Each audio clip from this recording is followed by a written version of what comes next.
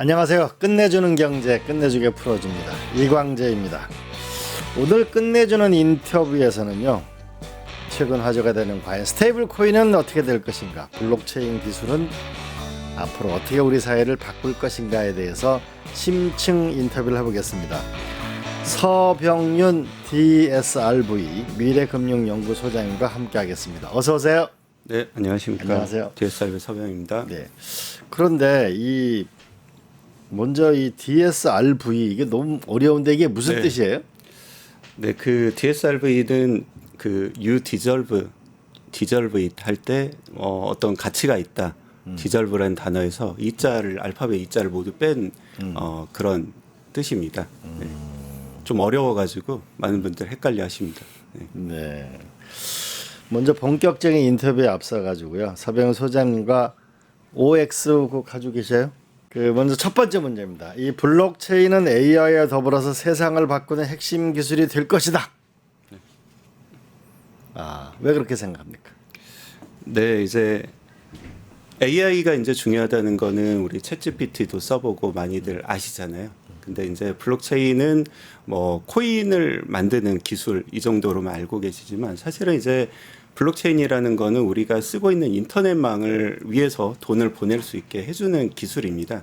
그렇게 하다 보면은 저희가 AI로 하면은 우리가 예전에 지브리 스튜디오 무슨 창작물을 AI가 계속 만든단 말이죠. 근데 이제 이 창작물은 사실은 AI가 인간이 만든 그 자료를 가지고 창작물을 학습해서 만든 거거든요. 그러면은 이제 이러한 AI 시대에 사실 사람이 할 일이 별로 없습니다. 할 일이 없는데, 근데 내가 이 글도 쓰고 그림도 그리고 뭐 자료를 만들어서 놨는데 AI는 이거를 계속 무료로 쓰거든요. 근데 이런 것들을 사실 블록체인 기술을 통해 가지고 우리의 그 원 저작물을 AI가 활용을 해서 어떤 부가가치를 만들어냈을 때 그걸 정당한 보상을 이제 원작자들에게 좀 드릴 수도 있고요. 또 이제 AI들이 서로 앞으로는 이제 통신을 하면서 자기들끼리 협력을 해서 결과물을 막 만들어 나갑니다. 그러면 AI는 이제 카드 결제 이런 걸 할 수가 없거든요. 그러면 블록체인 기술이랑 이 스테이블 코인을 써서 서로 뭐 이론 단위의 작은 돈으로 결제를 하고 협력을 하는 그런 세상이 곧 오게 된다고 보고 있습니다. 제가 이 비탈릭인가요? 비탈릭 부테린. 네. 네. 거기에 쓴 거 보니까 AI라는 게 결국 생산성을 높이게 된다면 이거는 블록체인은 지분을 증명하는 것이다. 맞습니다. 나의 대가를 네, 받을 네. 수 있는. 네. AI와 블록체인이 세상을 바꾸게 될 거다. 근데 비트코인은 자, 두 번째 문제입니다. 비트코인은 앞으로 오른다. 오른다. 예. 자, 우선 중간으로 한번 하겠습니다. 이건 예상 밖인데 이거 왜 그렇습니까? 네네. 비트코인 굉장히 많이 올랐지 않습니까? 제가 10년 전에 비트코인 처음 공부할 때 한 4, 50만 원 했던 게 지금 1억 6천만 원까지 와 있는데요. 네. 이제 비트코인이 나온 지가 한 16년 됐는데 지금까지 역사를 돌이켜 보면은 쭉 많이 올랐지만은 4년 주기로 3년은 오르고 1년은 떨어져 왔거든요. 3년은 오르고 1년은 떨어졌다. 네, 3년 전반적으로는 오르긴 했지만 전반적으로는 올랐습니다.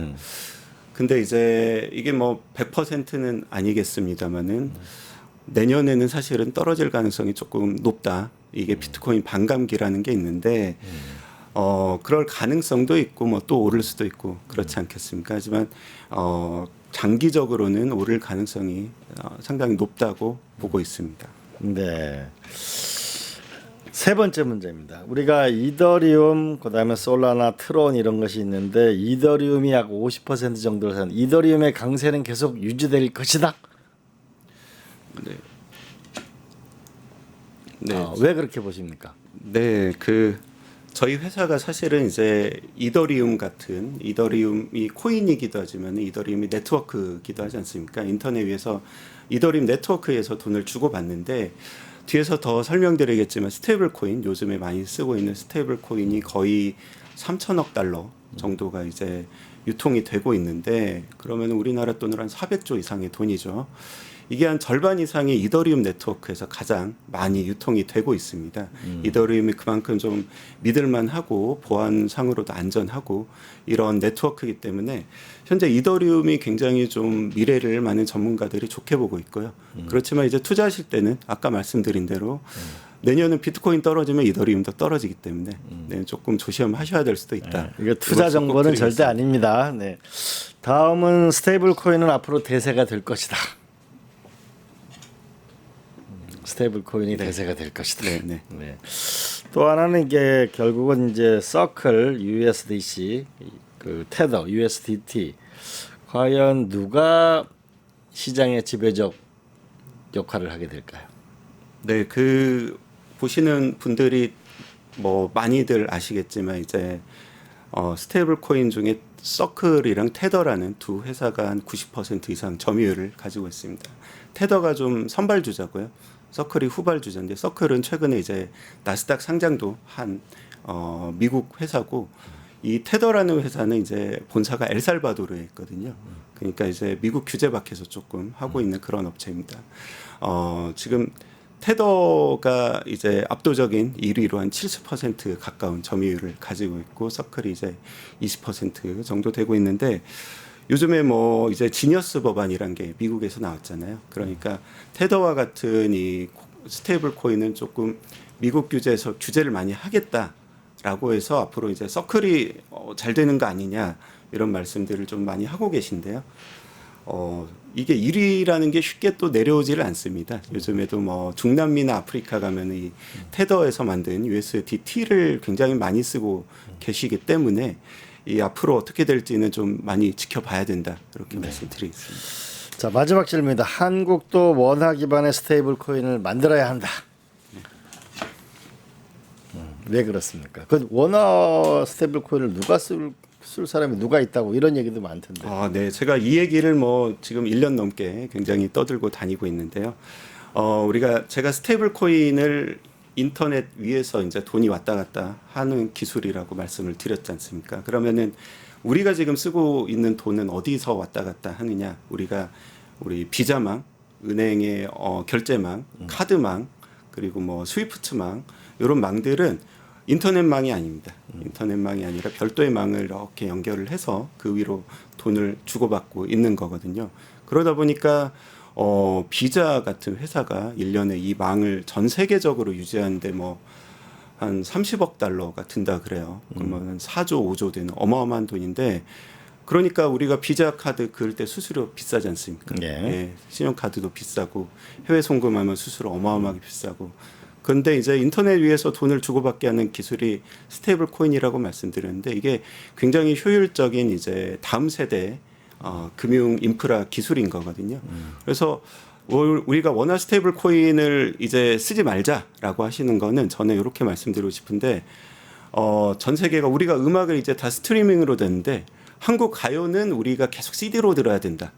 이 말씀을 하시는 거랑 저는 똑같다고 말씀을 드리겠습니다. 자 이제 본격적으로 얘기 들어가 보겠습니다. 그 월드뱅크 세계은행이죠. 세계은행에서 아프리카 지원 사업을 하는데 선정되셨다고 하는데 어떤 사업인지 좀 소개해 주시겠어요? 네, 저희 DSRV라는 회사가 블록체인 인프라 기업이라고 말씀드렸는데요. 원래는 그 이더리움 네트워크 위에서 주고받는 이 금융 거래 기록을 검증하는 그런 역할을 하는 밸리데이터라는 거래 기록을 검증하는 맞습니다.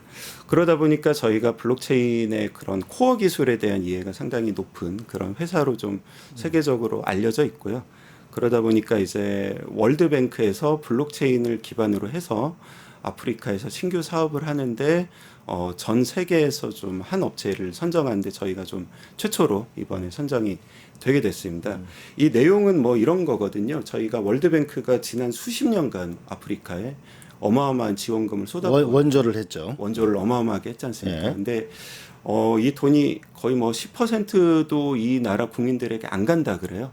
돈이 뭐 그 나라 뭐 좀 이런 말씀 죄송하지만 독재 정권도 있고요. 그 나라의 뭐 지배층들이 이 돈을 다 어디 빼돌리면 월드뱅크에서 아프리카에 어마어마한 지원을 했는데 결국은 그게 국민들한테 가는 건 10%밖에 안 되고 맞습니다. 대부분 많이 샌다. 많이 샌다. 다 해외로 빼돌리고 뭐 그렇다고 합니다. 그래서 이제 월드뱅크가 얼마 전에 월드뱅크 내부에 블록체인 팀이 생겼습니다. 아예. 블록체인이라는 게 이 돈의 흐름을 굉장히 투명하게 추적할 수 있는 기술이다 보니까 블록체인 팀을 만들어서 어디에 쓸까 하다가 아프리카는 아무래도 이 식량 문제가 굉장히 심하거든요. 그러니까 이 마다가스카르라는 마다가스카르라고 들어보셨을 거예요. 네. 인도양에 있는 이제 섬나라인데 이 나라 인구가 3천만 정도 되고 1인당 GDP가 530불입니다. 아하. 1인당 GDP가 뭐 한 우리 돈으로 하면 70만 원 정도 1년에 버는 돈이 70만 원 정도 되는 건데요. 이 가난한 나라에 이제 사실은 밥을 제대로 못 먹는 분들도 굉장히 많으세요. 이분들이 이제 가장 중요한 거는 농업입니다. 그래서 농업 바우처 사업을 하는데 우리가 재난지원금처럼 이분들이 농사 지었을 때 쓰실 수 있는 물품들을 이제 잘 전달을 할 수 있도록 바우처 사업을 하는데 이 나라가 이제 말씀드렸다시피 1인당 GDP가 500불이니까 동네마다 뭐 주민센터가 있는 것도 아니고 금융만도 없을 거고. 금융망도 없고요. 뭐 전기도 뭐 정전이 수시로 되고 인터넷도 잘 안 터지고 이런 나라에서 이제 새롭게 이 전달 체계를 만들어야 되는 겁니다. 그러다 보니까 이거는 블록체인 기술을 좀 써서 해야 된다. 블록체인이라는 게 우선은 인터넷과 스마트폰만 있으면 쓸 수 있는 기술이지 않습니까? 그래서 블록체인을 활용한 농업 바우처 시스템 구축 사업을 저희가 파일럿 사업을 전 세계에서 좀 최초로 저희가 수주를 하게 됐고요. 전 세계에서 굉장히 여러 업체들이 경쟁을 했는데 저희가 좀 한국의 기술력으로 최종 선정이 돼서 이제 추석 지나고 출국을 해야 되는 그런 상황입니다. 두 가지 의미가 있겠네요. 많은 그 정부 관계자를 보면은 블록체인 기반의 유저 케이스를 가져와 봐. 네, 뭐 이런 경우가 있는데 이런 케이스가 된다는 측면도 있을 거고 또 하나는 어쨌든 이 마다가스카르 아프리카에 성공하게 되면 이게 최초로 블록체인 기반의 기술이 수출된다 그런 의미도 있겠네요. 맞습니다. 지금 이 사업이 이제 굉장히 액수적으로는 규모가 큰 사업은 아닌데 월드뱅크에서 굉장히 관심 있게 보고 계십니다. 이게 성공을 하면은 아프리카의 이런 금융 시스템, 뭐 바우처 시스템뿐만이 아니라 금융 시스템, 행정 시스템을 블록체인 기반으로 만들 수도 있고 우리가 한국처럼 이런 굉장히 잘 돼 있는 행정 시스템을 아프리카에 이식하는 건 불가능하거든요. 돈이 어마어마하게 듭니다. 근데 뭐 수십 분의 1, 수백 분의 1의 예산으로 아프리카에 이런 금융 인프라를 깔 수 있다라는 가능성을 보여주는 거기 때문에 네. 저희가 잘 모델을 만들면은 아프리카 한 10억 명 인구가 쓰는 시스템을 만들어서 수출할 수도 있을 것 같습니다. 이게 가난한 나라의 결국 보조금이라든지 네네. 그죠? 그런 부분이 국민에게 돌아갈 수 있는 좋은 계기가 될 수 있겠네요. 그죠? 네네. 네. 맞습니다. 그런데 결국은 이게 이 스테이블 코인하고 블록체인하고 요새 핫한데 네, 이 도대체 이 연결고리가 어떻게 되는 겁니까? 네네. 제가 조금 길게 말씀드려도 네, 네. 저희가 그 블록체인 인프라 기업이라고 말씀을 드렸는데요. 블록체인이라는 거를 조금 설명을 먼저 드릴게요. 우리가 비트코인 채굴한다는 얘기는 많이 들어보셨잖아요. 비트코인 채굴하면은 뭐 10분에 하나씩 채굴을 되는데 채굴하면은 지금은 비트코인 3개 정도를 주거든요. 10분마다 5억씩이 이제 주어지는 겁니다. 그러면은 야 이거 제비뽑기를 하면은 뭐 5억씩 준 애가 아니라 사실은 이 비트코인의 안에 들어있는 거래 기록을 이 사람이 제비뽑기로 선정된 사람 검증을 해주는 거거든요.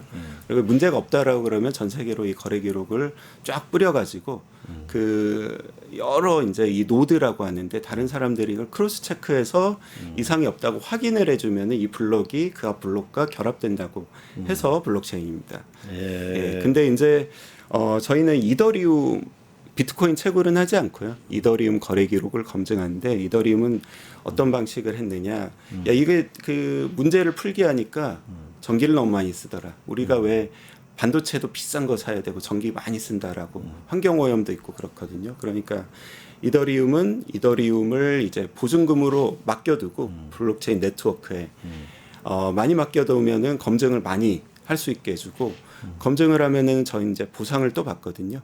그러면 저희가 이더리움의 이 거래 기록 중에 1% 정도를 저희가 검증을 하고 있습니다. 이더리움이 12초에 하나씩 블럭이 생성되는데 그 중에 100개 중에 하나를 저희가 만들어서 거래 기록을 검증해 드리고 여기에서 보상을 받고 있습니다. 근데 이 거래 기록이 요 안에서 이제 이더리움을 보통은 주고 받거든요. 요 블록 하나에 몇백 개씩. 근데 요 안에 거래 기록을 이더리움 주고받은 거 말고 USD US 달러를 주고받은 거래 기록을 새길 수가 있고요. KRW 원화를 주고받은 기록을 새길 수도 있습니다. 그러면은 이제 인터넷 위에 있는 블록체인 네트워크에 달러를 주고받은 기록을 새기면은 이게 달러 스테이블 코인이고요. 원화를 주고받은 기록을 세우면은 원화 스테이블 코인입니다. 예, 그러니까 이제 이더리움이라는 걸 우리가 코인으로만 알고 계시니까 이제 이게 코인의 내재적 가치가 없다 그런데 이더리움이라는 거는 이제 우리가 쓰고 있는 네트워크고 장부거든요. 여기에 이제 달러를 주고받은 기록도 쓸 수가 있고 원화를 주고받은 기록도 쓸 수가 있기 때문에 이게 이제 코인이라는 게 이더리움 같은 블록체인 네트워크라는 게 굉장히 중요하고 그 위에서 우리가 가치가 변하지 않은 돈을 주고받으면 이게 스테이블 코인이 된다. 블록체인 그다음에 이런 이더리움 같은 코인, 스테이블 코인은 이렇게 다 연결돼 있다라고 말씀드리겠습니다. 근데 그 블록체인 기술이 혹시 요새 그 우리가 리튬 때문에 화제가 난 네네. 우리가 이런 부분에서의 좀 보안 기술이나 이런 부분에서 데이터를 그 안정성 있게 하거나 투명성하거나 이런 부분에서는 블록체인 기술 쓰여질 수는 없나요? 어떤가요? 맞습니다. 이게 비트코인 같은 경우에는 이제 그런 채굴을 하는 그러니까 똑같은 거래 기록을 들고 있는 사람들이 뭐 세계적으로 뭐 수십만 뭐 이더리움도 그렇고 이더리움은 뭐 이 밸리데이터 노드라고 하는데 100만이 넘는 거래 기록들이 이렇게 전 세계에 흩어져 있거든요. 그러면 우리가 상식적으로 생각해 보면 여기서 뭐 상당수가 뭐 훼손이 되거나 해킹을 당해도 나머지가 다 똑같이 유지가 되면 이 시스템이 유지가 되는 거거든요. 이거를 조금 어려운 얘기로 단일 실패 지점이라고 합니다. 그러니까 요 서버 하나만 실패 지점. 단일 실패 지점. 어려운 제가 어려운 영어를 한번 써봤는데요. 우리가 가지고 있는 모든 거래 기록을 하나의 서버에 넣어두면은 요거를 해킹하면은 우리 전 국민 거래 기록 다 털리고 이러지 않습니까? 여기 뭐 우리가 국가 시스템이 다운돼 가지고 멈추고 굉장히 불편하잖아요. 근데 이거를 전 세계 여러 뭐 곳에 분산을 시켜 놓으면은 몇 군데가 해킹을 당하거나 다운이 돼도 우리가 쓸 수 있게 해주는 게 블록체인의 또 다른 장점이라고 말씀을 드리겠습니다. 그런데 요즘에 이제 그 재난지원금을 나눠줬잖아요. 네, 네. 근데 뭔가 이 지역 화폐하고 블록체인 기술하고 스테이블 코인하고 뭔가 연동되어지게 되면 뭔가 편하게 될 수 있지 않을까 이런 부분에 문제 제기들이 많은데 네, 네. 과연 이 지역 화폐하고 스테이블 코인하고 접목하는 게 가능한가요?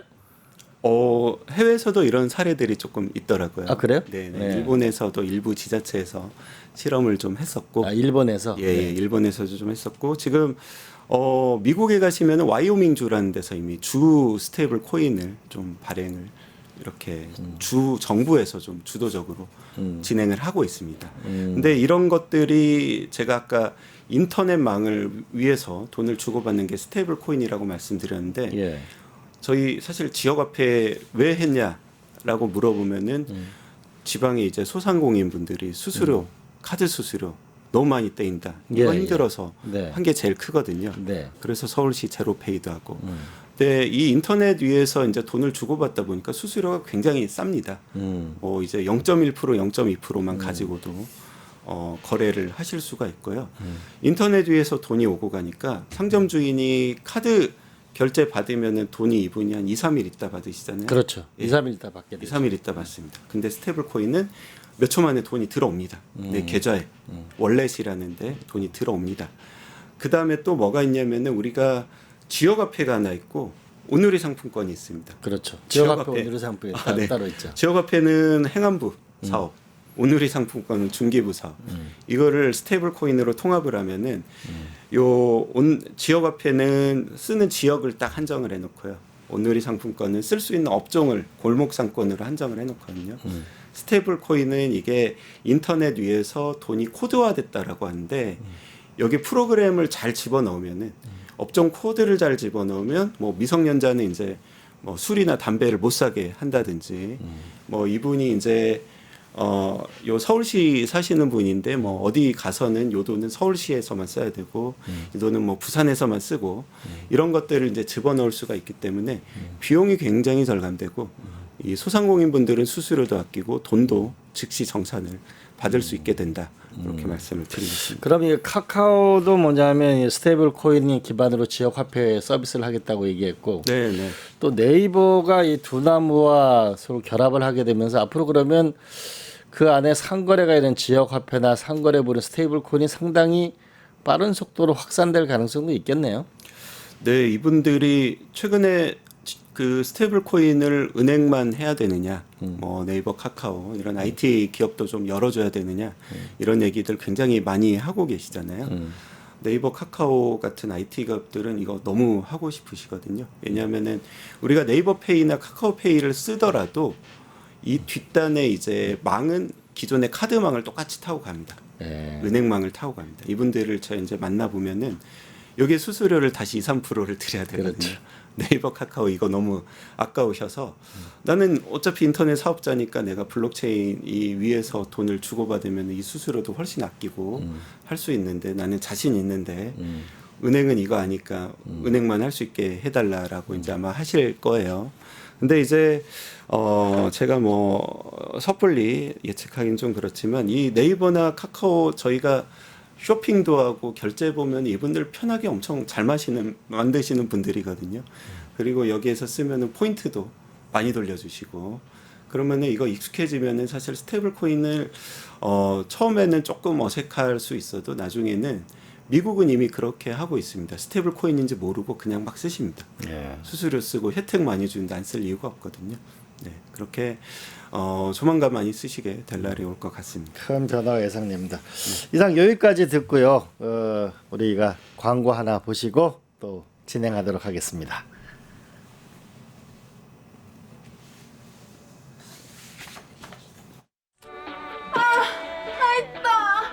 저 혼자 힘으로도 학교 바로 앞에 있는 방을 구할 수 있었어요.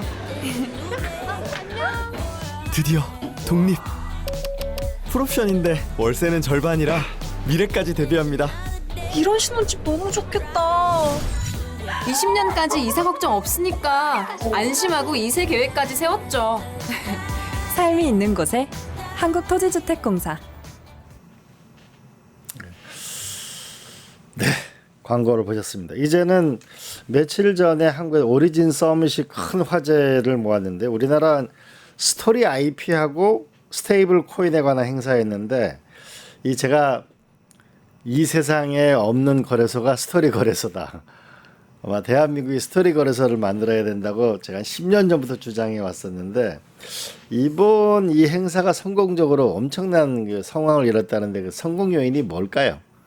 네, 이거 그 스토리 프로토콜이라는 그 블록체인 프로젝트 조금 뭐 설명을 드리면은 우리 PD님께서 늘 말씀하시던 대로 이 지식 재산권 우리가 뭐 스토리, 우리 K-팝, K-컬처, K-컨텐츠 이런 IP를 우리가 제대로 된 보상을 받는 게 굉장히 어렵지 않습니까? 그렇기 때문에 이 IP를 블록체인 네트워크 위에 잘 기록을 해놓고 누가 이 아이디어와 IP를 가져가서 재창작을 하면은 원작자에게 좀 정당한 보상을 돌려주도록 하자 이런 의미에서 만들어진 이런 프로젝트고요. 이번에 한국에서 스토리 프로토콜 이쪽과 오리진 서밋이라는데 최근에 굉장히 화제가 됐던 우리 넷플릭스 애니메이션이 있었죠. K-팝 데몬 헌터스 매기강 감독도 오시고 굉장히 많은 주목을 받았습니다. 네, 그래서 저도 이제 굉장히 저희 딸이 이 K-팝 데몬 헌터스 굉장히 좋아해서 예, 같이 봤는데요.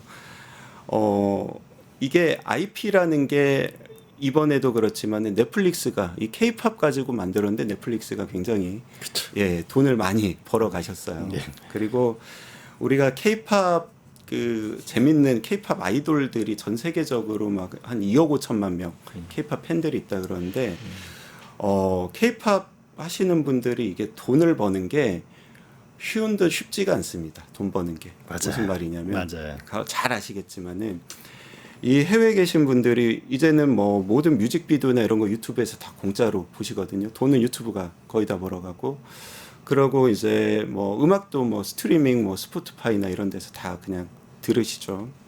그러면은 돈을 어떻게 버느냐? CD를 많이 찍어내야 됩니다. 우리나라 뭐 BTS가 몇백만 장씩 CD를 판다 그러는데 이게 저는 신기하지 않습니까? 우리가 요즘에 CD 플레이어 집에 있는 분들이 잘 없는데 중남미에 있는 이 팬들이 BTS의 CD를 20장, 30장씩 삽니다. 그래서 그 안에 알맹이만 포토카드 같은 것만 쏙쏙 빼가지고 CD는 그대로 버리세요. 쓸 데가 없어가지고. 이게 진짜로 이거 환경오염 된다고 난리거든요. 네, 네. 야, 이거 CD를 이렇게 찍는 게 맞아? 네, 네. 근데 이분들은 내 오빠들 너무 좋아하니까 이제 내 충성심을 보여줘야 되기 때문에 CD를 이렇게 사시거든요. 그 다음에 이제 월드 투어를 합니다. 월드 투어를 쭉 하면은 이제 그때 티켓을 막 팔아서 돈을 벌고 굿즈를 팔아서 돈을 벌고. 근데 이제 굿즈를 팔면은 우리도 이제 하이브 같은 데서 이 플랫폼을 잘 만들어내서 해외에서 돌아와서 티켓도 사고 굿즈도 사고 컨텐츠도 보고 하시는데 이 수수료 계산할 때 똑같거든요. 비자 카드로 결제를 하면 비자 카드가 또 돈을 어마어마하게 떼가십니다. 그렇기 때문에 이제 이 IP를 가지고 돈을 버는 일이 이제 쉬운 일이 아닙니다. 그래서 이분들이 우리나라의 게임하고 엔터 하시는 분들이 이 코인에 관심이 많으신 게 이분들이 뭐 돈을 많이 벌어서 이제 코인 타서 이걸로 돈을 불리려는 게 아니라 블록체인 기술을 이용해 가지고 이 밸류 캡처를 하고 싶으신 거예요. 이 남미에 있는 분들이 스테이블 코인이 이제 활성화되면은 어떤 거를 할 수 있냐면은 K-팝 비디오 하나를 볼 때 50원, 100원을 과금을 할 수가 있거든요. 50원짜리를 비자 카드로 결제하면은 배보다 배꼽이 더 큰데 이게 비즈니스가 안 되는 거거든요. 뭐 매 초마다 과금도 됩니다. 매 초마다 과금도 되고 그다음에 이제 이 사람들이 들어와서 이 K-팝 팬들이 우리 아티스트들을 가지고 무슨 소설도 쓰고 막 뭐 무슨 그렇죠. 뭘 만들고 팬픽이라고 하는 뭐 만들고 이걸 가지고 뭐 서로 사고 팔기도 하고 IP가 이제 재생산되고 어마어마한 이제 생태계가 만들어지는 거거든요. 그러면은 우리의 원작자들이 또 어마어마하게 또 돈을 벌어 들일 수가 있습니다. 우리나라의 뭐 K-팝도 안무가들이 이 댄스를 한번 잘 만들면은 뮤직비디오가 뭐 몇억 명씩 보고 몇십몇 명 보는데 이 안무가들이 또 돈을 못 버신다 그래요. 이런 것도 IP로 만들어 가지고 우리나라의 창작자들이 굉장히 돈을 많이 버실 수 있는데 우리 저기 PD님께서 이게 오래 전부터 주장해 오시던 게 이제 좀 현실화 돼 가려는가 봅니다. 예, 우리가 좀 쉽게 생각하면요, 우리가 금융 노래방에 가서 노래를 부르면은 그 작사한 사람, 작곡한 사람, 뭐 가수 다 돈을 벌잖아요. 네. 마찬가지로 우리가 현재 문화 강국에서 넷플릭스에 우리가 한국어 서비스라는 게 한 7% 정도. 뭐 세계 음악은 거의 우리 휩쓸고 있고 웹툰, 웹소설의 모든 스토리의 기본은 월 사용자가 1억 명, 2억 명을 넘어가고 우리가 네이버나 카카오의 웹툰, 웹소설은 이미 세계적인 이런 부분에서 우리가 IP라는 부분을 기본적으로 강화해 나가면은 창작자들이 훨씬 더 많은 돈을 벌 수 있고 더구나 이게 AI와 결합되면 우리가 이제 AI가 창작한 것도 인정해주게 돼 있잖아요. 맞습니다. 그렇게 되면은 한국의 부가가치가 훨씬 더 커질 거고 디지털 경제 영토에서 문화라는 게 어마어마한 소비를 하는 거잖아요. 사실 우리가 휴대폰 전화요금보다는 부가 서비스가 훨씬 더 비용이 많잖아요, 그죠? 그런 면에서 새로운 좀 나라를 만들 수 있겠다 이런 생각이 드는데요. 그런데 그 삼성도 뭐냐면 스테이블 코인의 사업에 관심을 갖고 있다는 얘기도 있는데 이건 어떻게 될까요? 아, 네. 저도 그 삼성에 계신 분들 저도 좀 만나봤는데요. 저는 이제 삼성에서 관심을 당연히 가지셔야 된다라고 보고요. 한 두세 가지 측면에서 좀 말씀을 드려보면은 삼성은 이미 이제 만들고 있는 갤럭시 폰에 삼성 월렛이라는 거를 이제 담는 시도를 좀 했었지 않습니까? 우리가 스테이블 코인을 주고받으려면 이 월렛이라는 게 있어야 되는데 전 세계에서 이제 수억 대씩 팔리는 갤럭시 폰에 이제 스테이블 코인 월렛을 담으면은 이게 기본 계좌가 삼성폰에 딱 우리 저기 삼성페이 편하시니까 갤럭시 쭉 쓰시는 분들 굉장히 많으시잖아요. 이런 게 하나 될 수 있고요. 두 번째는 또 삼성이라는 회사가 글로벌 기업이지 않습니까? 전 세계 뭐 거의 200개국의 대부분 삼성의 이제 지사가 있을 텐데 요 안에서 왔다 갔다 하는 돈들이 굉장히 많습니다.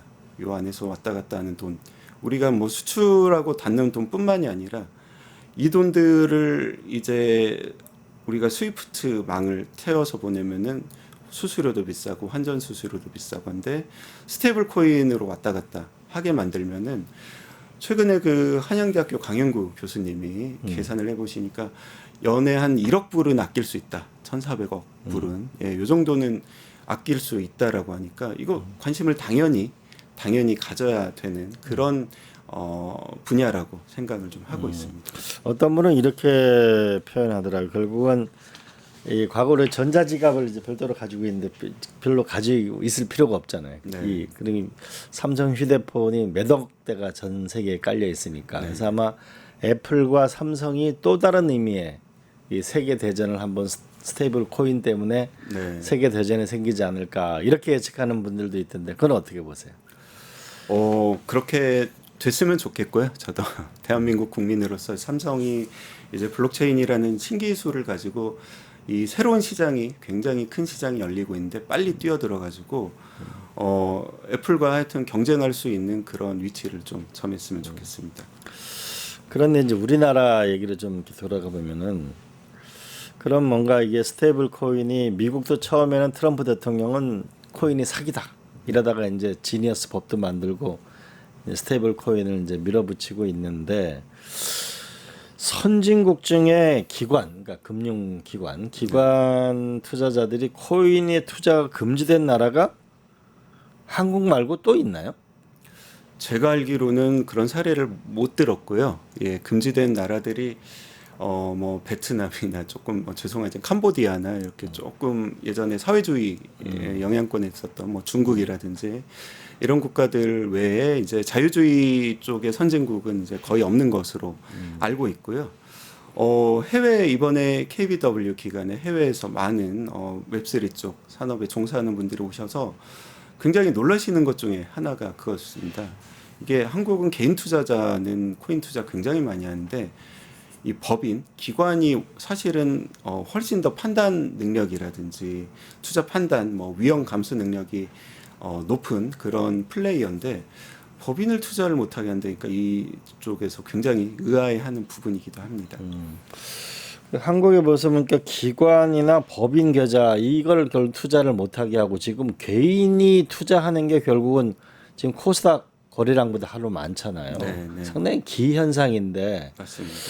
이 기관이나 법인에 투자할 수 있는 이 길을 열어야 우리나라가 뭐 스테이블 코인을 하든 원화 기반의 스테이블 코인을 하든 블록체인 기술을 발달시키든 그렇게 할 텐데 왜 안 되는 걸까요? 네, 저희가 2017년에 한번 붐이 크게 일었지 않습니까? 그때 2017년도에 여러 가지 ICO 코인 발행이라고 하는 ICO도 금지하고 이제 금융기관이 뭐 블록체인 기업에 투자를 하는 것도 금지하고 블록체인 기업을 이제 벤처 기업 인증도 그때 당시 취소를 하기도 하고 굉장히 여러 가지 조치를 취하면서 이제 법인의 디지털 자산 투자도 금지를 했었지 않습니까? 네. 그러고 나니까 이제 개인만 투자를 하게 했는데 반대로 이제 싱가포르 같은 경우는 어떻게 하냐면은 개인의 투자를 오히려 규제를 좀 많이 합니다. 개인 대상으로 막 광고 많이 못하게 하고요. 뭐 이쪽을 좀 규제하고 법인은 자유롭게 해라. 법인은 자유롭게 해라. 그러니까 어떤 일들이 일어나냐면은 법인들이 블록체인 기술을 가지고 서비스를 굉장히 만들어 내거든요. 예를 들어서 2017년만 해도 한국에서도 우리가 블록체인을 가지고 해외 송금을 내가 스위프트망 대신 블록체인으로 굉장히 저렴하고 빠르게 해보겠다라는 사업자들이 여럿이 있었습니다. 근데 이분들이 당시에 뭐 특허도 내고 사업 모델 다 만들어서 서비스를 출시하려고 조율을 하고 있는데 올스톱 됐거든요.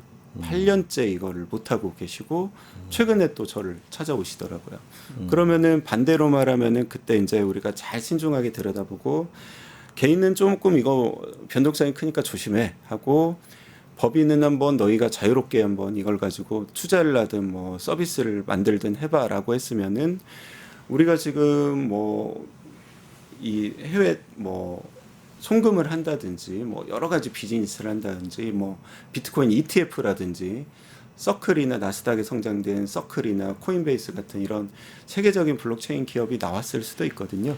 그래서 그런 부분에 있어서는 저는 조금 안타깝다라고 생각을 하고 있습니다. 원래 여기 회사에 가시기 전에 금융위원회에 근무하는 공무원이었잖아요. 네, 맞습니다.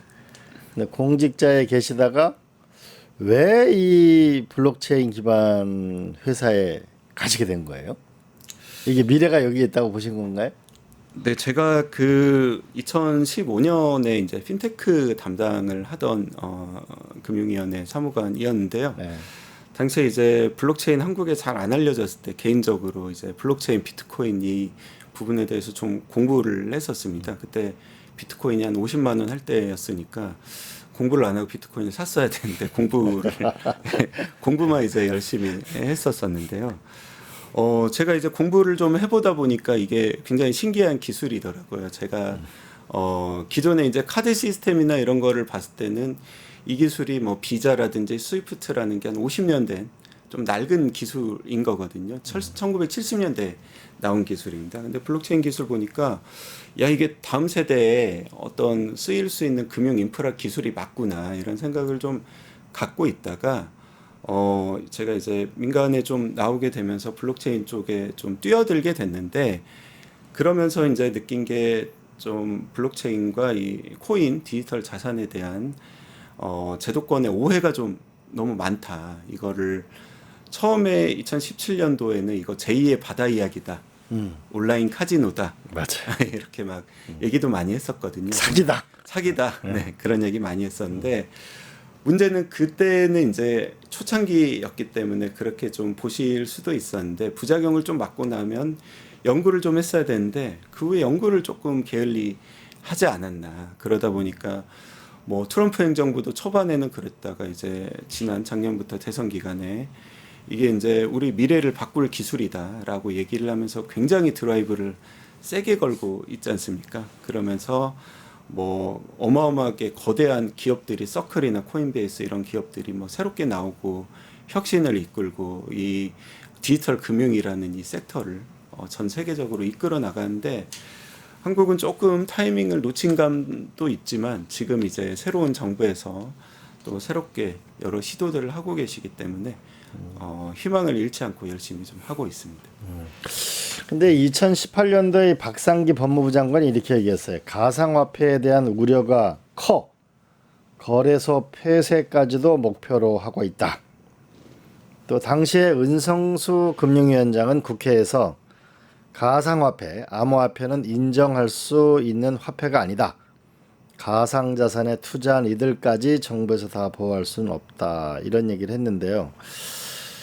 그 미국도 거의 비슷한 생각이었는데 미국이나 싱가포르는 큰 틀의 변화를 가져왔단 말이죠. 네, 네. 근데 한국이 왜 이렇게 이 규제가 다른 나라보다 더 강하고 변화를 못 받아들이는 가장 큰 이유는 뭘까요? 몇 가지 그런 규제를 당했던 어떤 네. 몇 가지 사례 좀 상징적인 사례 몇 개만 좀 소개해 보실래요? 네. 제가 이제 제가 공무원 생활을 13년 했습니다. 제가 규제를 많이 해보기도 하고 민간 사업자로서 규제를 좀 받아보기도 했는데요. 저희가 이제 한 70년, 80년대, 20세기까지만 하더라도 이 관에 계신 분들이 굉장히 우리나라 또 최고 엘리트시기도 하고 정보도 많고 뭐 판단을 굉장히 또 잘하실 수 있던 시절이 분명히 있었습니다. 근데 이제 뭐 저도 공무원 생활했지만 공무원분들 바쁘시거든요. 뭐 새로 나오는 AI 기술, 블록체인 기술 따라가기가 쉽지가 않습니다. 쉽지가 않습니다. 용어 근데 이해하는데도 너무 어려워요. 너무 어렵습니다. 너무 어렵습니다. 근데 이제 철학이 좀 다른 것 같아요. 우리가 미국이 이제 영미법 체계고 뭐 한국, 독일, 일본 이런 데가 이제 대륙법 체계이지 않습니까? 영미법 체계는 우선은 이제 판례를 가지고 새로운 게 나오면은 야 우선 해봐라. 우선 해보고 문제가 생기면 정부가 개입해서 안 돼. 안 되는 거 빼고는 우선 다 해봐라. 대륙법 체계는 이제 좀 할 수 있는 것들을 좀 정부가 좀 정해주거든요. 요런 것들은 해보고 이거 해도 될까요? 그러면 이제 공무원이 쫙 보고 괜찮은 것 같으면 내가 법을 바꿔서 해주고 별로인 것 같으면은 하지 마. 이게 이제 영미법 체계랑 대륙법 체계라고 이제 좀 흔히들 얘기를 하는데요. 그러다 보니까 이제 우리가 생각을 해보면은 미국 같은 나라, 싱가포르 같은 나라들이 다 영미법 체계거든요. 혁신이 빨리 일어나는 나라들.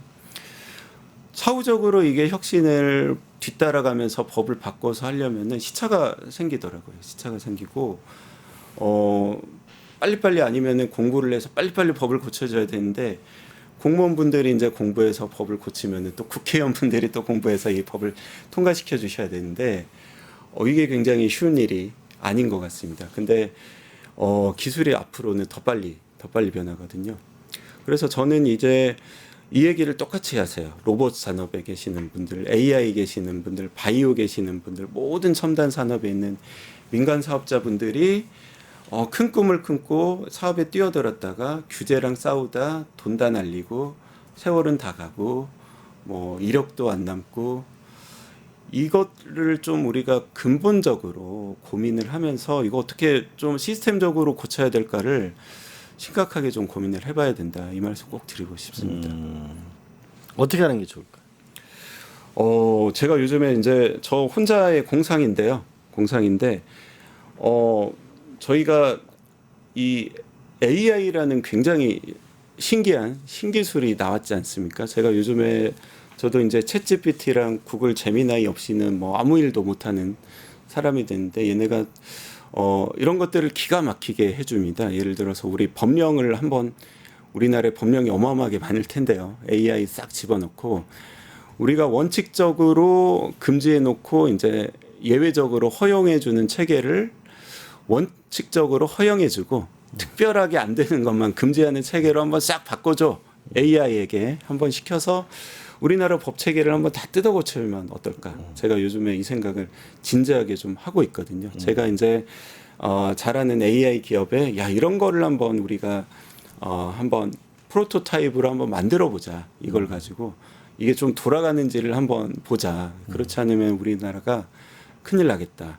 네, 그래서 국가적으로 우리가 한번 이대로 가면은 우리가 혁신해서 계속 뒤처져서 10년, 20년 가다 보면은 저 뒤로 밀려날 수도 있다는 위기감을 가지고 한번 이재명 대통령님이나 정부에서 좀 새로운 정부에서 좀 들여다 봐주셨으면 좋겠습니다. 이런 얘기를 하더라고요. 왜 젊은이들의 일자리가 없을까라는 네. 부분에서 경제 성장도 얘기하지만 과거 IMF가 왔을 때는 IT라는 새로운 산업이 왔을 때 기존 대기업에서는 전부 사람들을 정리하고 했지만은 IT 벤처 스타트업에서는 수많은 청년들을 고용을 했거든요. 맞습니다. 그게 결국 코스닥과 만나면서 결국은 IMF의 위기도 극복하면서 네. 결국은 IT의 시대를 열었다. 네, 네. 그러면 AI와 블록체인과 이런 건 또 다른 시대잖아요. 맞습니다. 그럼 또 다른 시대에 그 젊은이들이 뛰어놀 수 있는 운동장을 만들어내려면 결국은 기존의 정부 관료들이 아는 생각, 나를 설득해봐.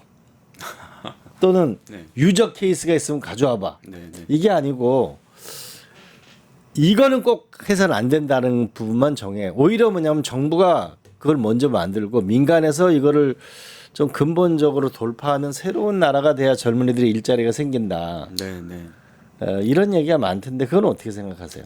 네, 제가 너무 좋은 말씀 해주셔가지고 실제 사례로 한번 좀 말씀을 드려보겠습니다. 우리가 2017년, 2018년에 ICO라는 걸 금지를 했습니다.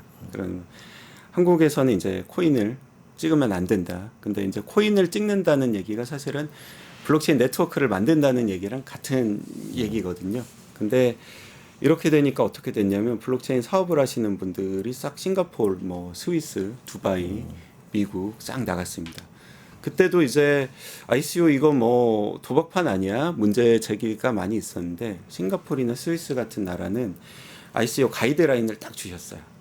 너희 뭐 이제 진짜로 돈만 이렇게 받아가지고 프로젝트를 안 하고 이러면 안 되니까 요 가이드라인을 잘 지켜.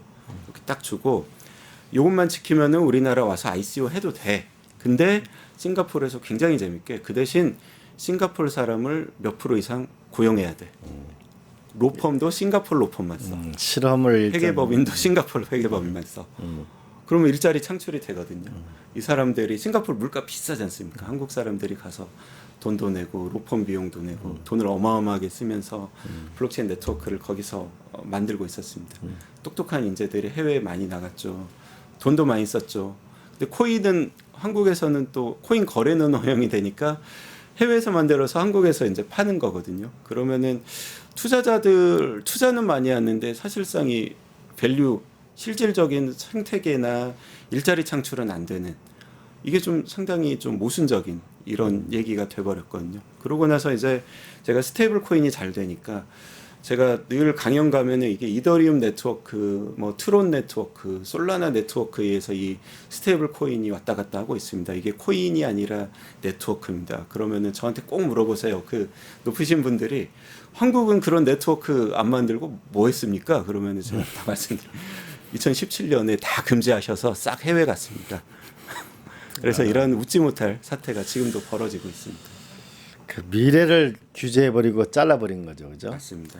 자, 다시 한번 이 스테이블 코인에 돌아가면 삼성하고 네이버, 카카오 등의 스테이블 코인을 하겠다고 하는데 만약 이런 대기업이 진출하게 되면 플러스도 있고 마이너스도 있을 것 같은데 그건 어떻게 보세요?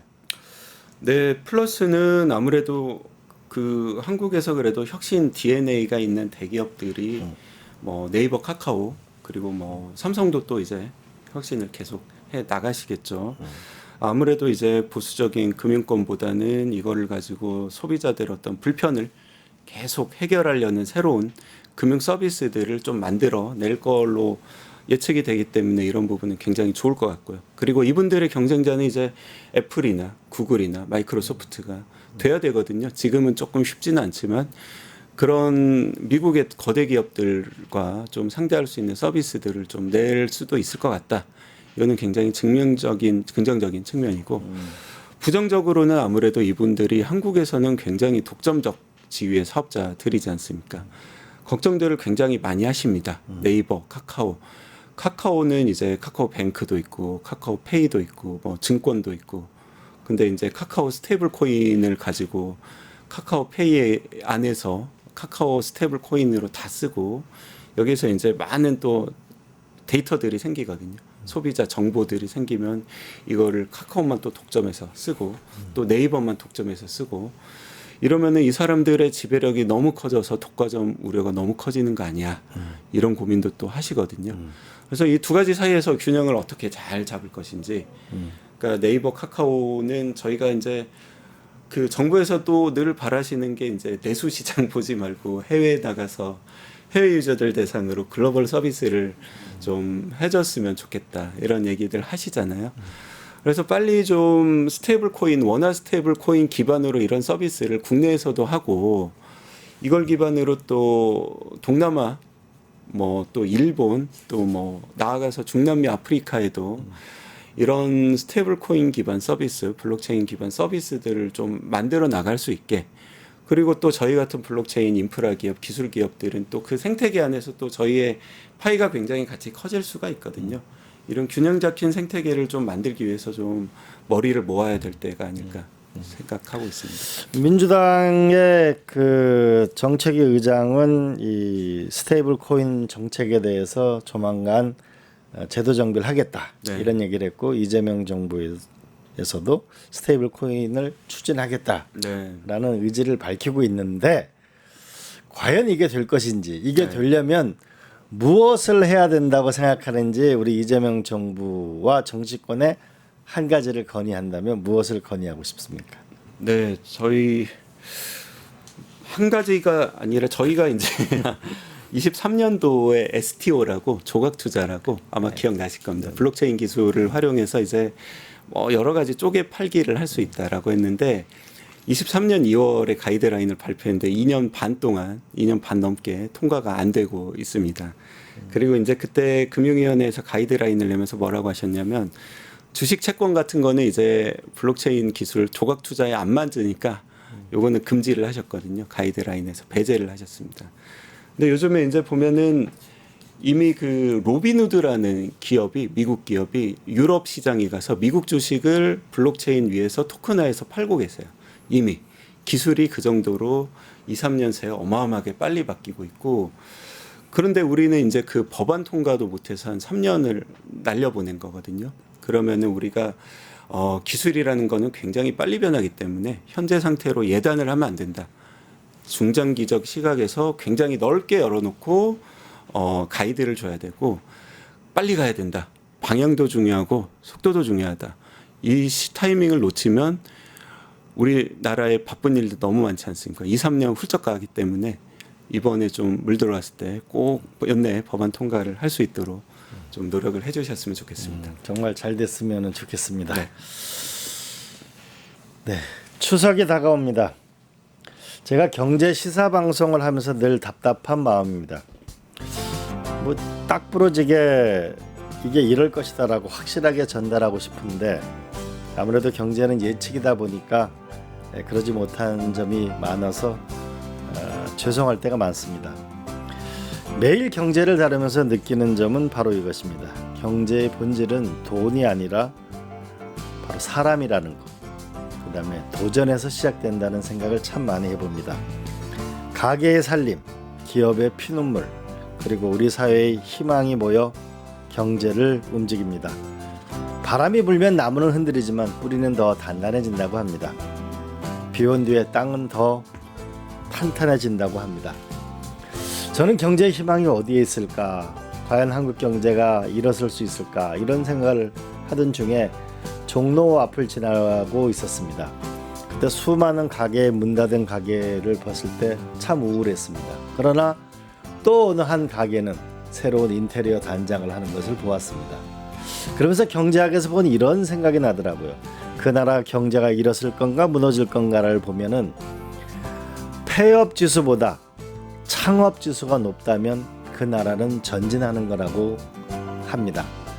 암만 경제가 어렵다고 하더라도 옆집은 비록 문을 닫지만 나는 오늘 새로운 인테리어를 가게 간판을 내고 새로운 기업의 간판을 내고 도전하는 나라가 됐을 때 더욱더 희망은 커져 나갈 거라고 생각합니다.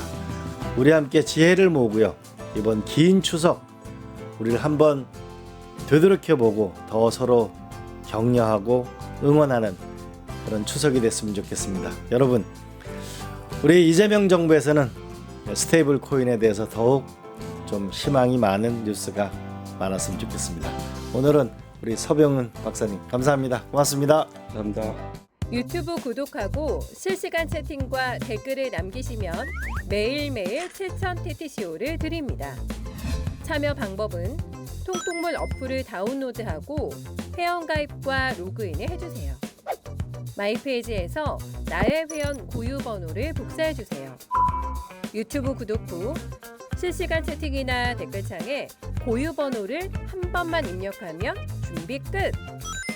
지금 유튜브 채팅과 댓글 쓰기 참여하고 7,000TTCO 받아가세요.